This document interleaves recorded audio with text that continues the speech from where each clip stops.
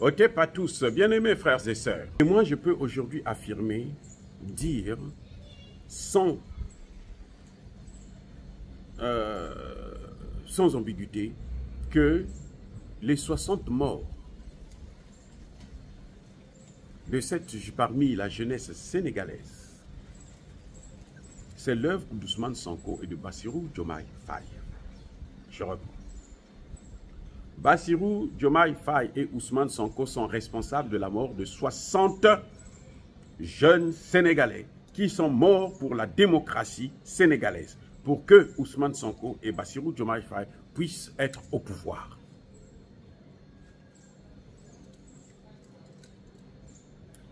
Sonko et Bassirou sont responsables. Pourquoi? Écoutez bien mon raisonnement. Il y a deux éléments. La première thèse, c'est que ces gens-là sont sortis pour Bassirou et Diomaye Faye. Ah oui, ils ne sont pas sortis pour moi. Hein. Non, s'ils étaient sortis pour moi, moi aussi je serais responsable. Ils sont sortis pour Bassirou et Diomaye et Ousmane Sonko, j'allais dire. Ils sont sortis pour eux. Aujourd'hui, nous n'avons pas eu une enquête qui a déterminé exactement qui a tué ces gens-là. Personne ne vous le dit. Macky Sall aurait commencé une enquête qui n'a pas abouti. Ça veut dire que le flou reste toujours là. Ce flou-là, qui peut nous sortir de là, si ce n'est pas le gouvernement qui est en place? Celui de Bassirou et Ousmane Sonko. Pourquoi ils ne le font pas? Ça, c'est la deuxième raison. Pourquoi Bassirou et Diomaye Faye et Ousmane Sonko n'ont pas porté plainte contre Macky Sall? Ils ont le pouvoir, ça fait plusieurs mois. Les familles des victimes n'ont pas encore fait le deuil. Parce que tant qu'on ne connaît pas la vérité, les circonstances de la mort de leurs enfants, on ne peut pas faire le deuil. Mettre un terme à ce deuil. On ne peut pas, c'est pas possible. Eh oui.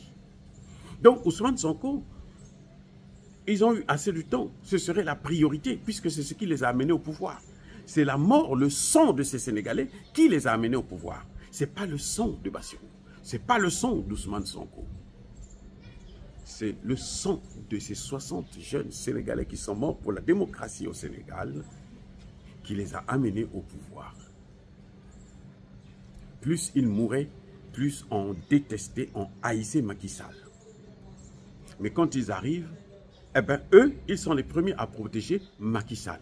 Alors je veux vous dire, il y a une chose que j'allais vous dire. Mais vous savez que la femme de Bassirou, en tout cas l'une de ses femmes, puisqu'il en a beaucoup, eh bien, l'une de ces femmes est la sœur de la femme de Macky Sall. Et comme là où commande le saint Prangé ne peut pas aller en prison, alors Macky Sall n'a pas aucune raison de s'inquiéter. Ça, c'était juste une parenthèse pour montrer à quel point ils sont eux-mêmes les auteurs de la mort de ces gens. Ce sont eux qui ont poussé des jeunes à aller à l'abattoir. Ils savaient que les gens allaient mourir. Ils le savaient. Mais pourquoi ils ont laissé ces jeunes sortir? S'ils ont laissé ces jeunes sortir, c'est parce qu'ils savaient qu'il y avait une action qui devrait être menée. Qui probablement, moi je l'ai toujours dit, je soutiens toujours cette thèse. Tant que nous n'aurons pas la vérité exacte, ça veut dire que ceux qui ont tiré sur ces gens, ce sont les hommes d'Ousmane Sonko, les Occidentaux. Ah oui, c'est un de leurs éléments. Il peut être noir, parce que maintenant il y a des noirs qui ont la nationalité, moi j'ai la nationalité américaine. Hein? Donc si je viens en tant qu'Américain dans un pays, ben, je me faufile, personne ne saura quelle est ma nationalité. Mais j'ai agi pour le compte des Américains. Ça peut arriver. Beaucoup le font. Donc, ceux qui ont tiré sur ces jeunes-là, ce n'est pas des gens qui probablement étaient des policiers ou des gendarmes. Sinon, ce serait facile de les arrêter. Parce que les armes des policiers sont identifiées. La balistique peut permettre de savoir quelle est l'arme qui a été utilisée. Si on ne l'a pas fait, ça veut dire quoi? Ça veut dire qu'on sait qui a commis le forfait. On va me dire que Macky Sall aurait dû le faire. Ok, oui, c'est vrai, Macky Sall aurait dû le faire. Mais Macky Sall ne l'a pas fait. Mais pourquoi les autres qui sont arrivés, ça fait maintenant plus de 6 mois, ils ne le font pas? Pourquoi? Parce qu'ils connaissent la vérité. Quand tu connais la vérité, tu n'as pas besoin de la chercher. Eh oui. Eh oui. Tu connais la vérité, pourquoi tu vas aller chercher cette vérité? Moi, je soutiens cette thèse que ce sont eux les responsables. C'était pour les amener au pouvoir. Et vous allez remarquer, c'est arrivé aussi au Tchad, les mêmes événements. Eh oui. Succès Masra appelle les gens à sortir. Et la jeunesse sort, on tire sur des enfants de 11 ans. On n'a jamais connu qui a tiré sur eux. Aucun policier. Vous savez pourquoi? Parce que ceux qui ont tiré ne faisaient pas partie de la police, de la gendarmerie ou de l'armée officielle du Tchad. Pareil qu'au Sénégal. Ce sont les hommes qui soutiennent, qui travaillent pour Sonko. C'est ça qu'on appelle la révolution de couleur. Vous créez une situation, vous venez, vous appelez les gens à sortir et il y a déjà, eux-mêmes, ils ont des gens qu'ils ont postés là, qui vont tirer sur les victimes, qui vont faire des victimes. Et puis bon, on va accuser celui qui est au pouvoir. Voilà la réalité. Et je vous signale que Ousmane Sonko et Bassirou Diomaye Faye font partie de l'international socialiste ou je ne sais pas quoi.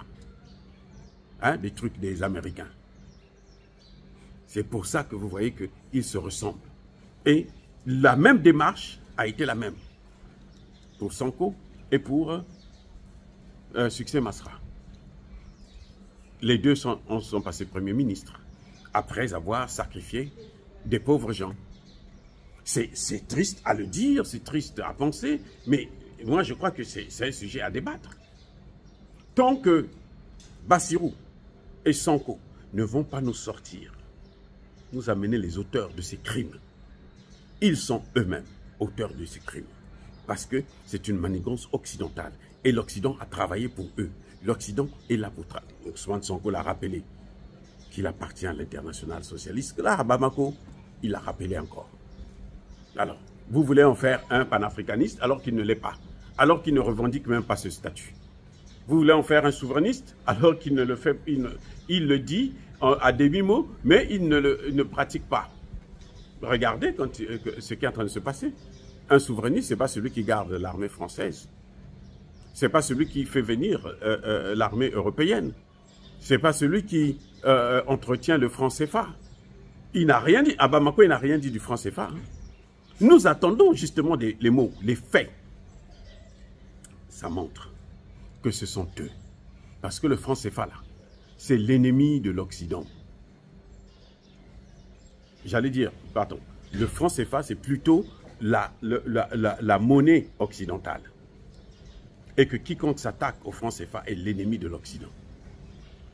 Donc si Sonko s'attaque à ça, il sera ennemi. Il le disait en campagne parce que c'est un fonds de commerce, c'est un business qu'on fait. Beaucoup le font, le panafricanisme est devenu un fonds de commerce. On se passe pour un panafricaniste pour qu'on puisse, comment dirais-je, avoir le soutien de la jeunesse africaine. Je dis bien africaine, pas la jeunesse du Sénégal, du Mali ou quoi. Non, la jeunesse africaine. C'est ce qu'ils veulent, des panafricanistes. Donc, ceux qui sont un peu plus intelligents, eh ben, ce qu'ils font, c'est ça. Ils se passent, ils viennent se présenter à côté des panafricanistes, ils dansent avec les panafricanistes, et puis après, ils pensent qu'on va en faire des panafricanistes. Mais on leur fait porter une veste qui ne les convient pas. Et c'est ça le grand problème. Donc voilà, Ousmane Sonko, s'il veut, et Bassirou, s'ils veulent vraiment se décharger de cette responsabilité, parce qu'au moins la moindre des choses qu'ils auraient dû faire, c'était dédommager toutes les familles des victimes. La moindre des choses. commencer déjà par dédommager ces familles. Ils ne l'ont pas fait. Pourquoi? Ils attendent quoi? Eh oui, bien-aimés frères et sœurs, dire cela, c'est inciter à la haine ou à la violence. Non. Yaba, colère, Yamalem. Encore une fois de plus, soyez bénis, soyez abondamment bénis par le Dieu des Kémites et par nos ancêtres angélisés. Mais que tous ceux qui persécutent le continent africain, le pillent et le déstabilisent, qu'ils soient noirs, blancs, chinois, arabes, juifs, indiens ou qui qu'ils soient punis, maudits, foudroyés, neutralisés, écrasés, effacés par le Dieu des Kémites et par nos ancêtres angélisés. Vive l'Afrique éternelle, j'ai dit et j'assume.